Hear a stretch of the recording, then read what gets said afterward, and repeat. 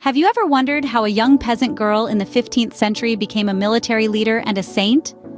Such is the enigma of Joan of Arc, a figure that continues to baffle historians and captivate imaginations even today. Born to peasant parents in the small village of Domremy, northeastern France, Joan's life was destined to be anything but ordinary. Her world, embroiled in the chaos of the Hundred Years' War, was a stage set for the extraordinary. At a time when women were confined to roles far removed from warfare, Joan emerged as a military leader, guiding French forces to several significant victories. Her remarkable journey from a humble shepherdess to a formidable war strategist is a testament to her indomitable spirit and unwavering faith. But how did she achieve such a feat? What were the forces that propelled her to prominence in a male-dominated world? Let's dive deeper into the life of this extraordinary woman and see how she rose to such heights. Born in 1412, Joan was the daughter of a tenant farmer in Domremy, in northeastern France. This humble setting was the beginning of a life that would echo through the centuries. Joan's family was not wealthy, but they were free peasants, and they owned about 50 acres of land. Her father, Jacques d'Arc, was hardworking, and like most men of his time and station, he expected his children to follow in his footsteps. Joan's mother, Isabelle Romy, was deeply religious, and it was she who instilled in Joan a profound faith that would become her bedrock. Growing up, Joan was not taught to read or write, but she did learn the basics of Catholicism and domestic skills from her mother. She would often be found spinning wool, sewing, or performing other tasks that were typical for girls of her age. But Joan was not your typical young girl. From an early age, Joan began to experience something extraordinary. She reported having visions of Saint Michael, Saint Catherine, and Saint Margaret, who she believed were sent by God. These weren't simply dreams or fleeting images. For Joan, these visions were as real as the fields she toiled in, the sheep she tended, and the family she loved.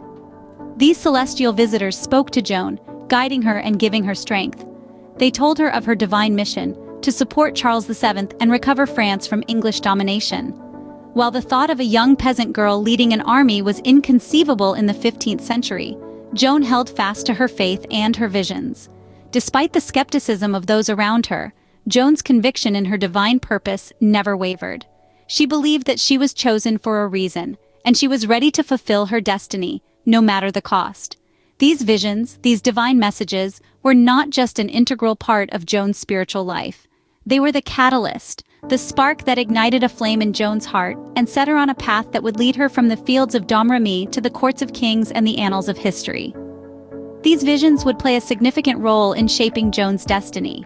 At the tender age of 16, Joan embarked on a journey that would change the course of history.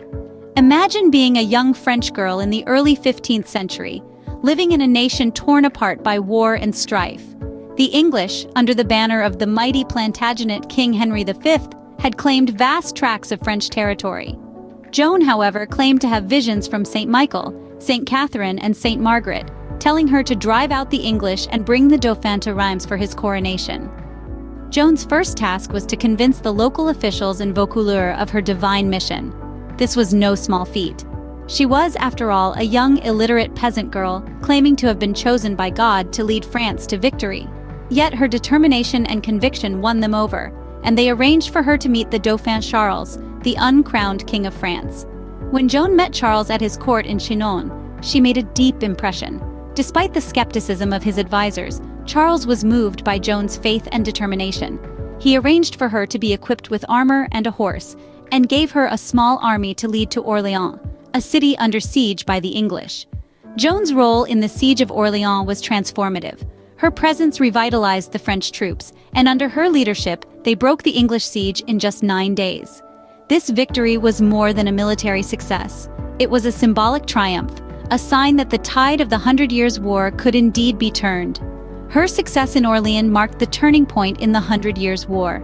Joan's triumph shattered the image of English invincibility and breathed new life into the French cause. With the banner of Saint Joan flying high, the French found the courage to fight back, forever altering the trajectory of one of the longest and most brutal wars in history. Joan's meteoric rise was matched by a swift and tragic fall. In May of 1430, Joan's fortunes took a drastic turn. Captured by the Burgundians during a skirmish near Compiègne, she was sold to the highest bidder, which happened to be the English. Despite her heroic deeds and the divine mission she claimed, Joan found herself a pawn in a larger political game. Her captors, eager to discredit her, and by extension the French crown, decided to put her on trial for heresy. Heresy, a crime against the church, was a serious charge in the 15th century. The English hoped to use Joan's claims of divine guidance as evidence of her heresy. If they could prove she was a heretic, it would undermine her achievements and the legitimacy of the French king she had helped to crown. The trial was a farce, riddled with irregularities and blatant bias. The court was composed entirely of pro-English and Burgundian clergy, with no representation from the French side. Joan, a mere teenager and without any legal counsel, was pitted against a panel of seasoned theologians and lawyers. Despite this, she defended herself with wit and courage, often confounding her accusers with her responses. But the outcome was a foregone conclusion. After months of grueling proceedings, Joan was found guilty. The court ruled that her visions were not divine but demonic, and she was sentenced to death. It's worth noting that many of the charges were based on her wearing men's clothing, a necessity for a soldier, but seen as an affront to the church. Joan met her end at the stake in Rouen in 1431, just 19 years old. Her execution was as much a political statement as it was a religious one. Her death marked a dark chapter in the 100 Years' War, a testament to the lengths nations would go to discredit their enemies. But as we'll see in the next scene, Joan's story was far from over.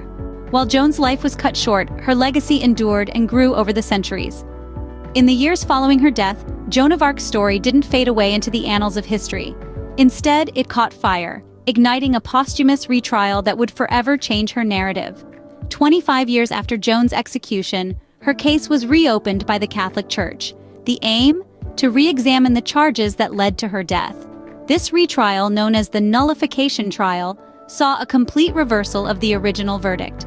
The Church declared Joan innocent of all charges, effectively transforming her from a heretic to a martyr. This was a significant turning point, not just in Joan's story, but also in the perception of her by the people of France and beyond. But Joan's legacy didn't stop at the nullification trial. Almost 5 centuries later, in 1920, she was canonized by Pope Benedict XV. This marked her official recognition as a saint in the Catholic Church. Saint Joan of Arc, a fitting title for a woman who had dedicated her life to the service of God and country. Her canonization further cemented her status as a national symbol of France. Her unyielding courage, her unwavering faith, and her ceaseless determination became emblematic of French nationalism. She was seen as a beacon of hope during times of crisis, a symbol of resistance against oppression, and a testament to the power of faith. Beyond France, Joan's story resonated with Catholics worldwide. Her deep piety, her visions, and her commitment to her divine mission have made her an embodiment of Catholic devotion. She's celebrated in countless churches and cathedrals around the globe, her story echoing in the hearts of the faithful. In the end, Joan of Arc's legacy transcends time and geography. Her story, from humble beginnings to tragic end, and finally to sainthood, has inspired millions. She continues to captivate us, reminding us of the power of conviction and the courage to stand against injustice. Today, Joan of Arc stands as a symbol of courage, faith, and defiance against oppression. Joan of Arc's life was short, yet packed with remarkable achievements. This peasant girl from Domremy, France, rose above the confines of her humble origins, and through her unwavering faith, answered a divine call to arms. In the heart of the 100 Years' War, she emerged as a beacon of hope, leading the French army to several significant victories. Her military prowess, however, was not the only facet of her remarkable life. Joan's trial and unjust execution added another layer to her legacy, painting her as a martyr in the eyes of many. Yet her story did not end there. Centuries after her death, Joan was canonized, forever etching her name in the annals of history as Saint Joan of Arc. Her life, full of extraordinary events and achievements, continues to inspire and resonate with people around the world. Joan of Arc, a young woman who defied societal norms, led armies to victory, and became a symbol of hope for generations, a testament to the power of faith and the indomitable human spirit.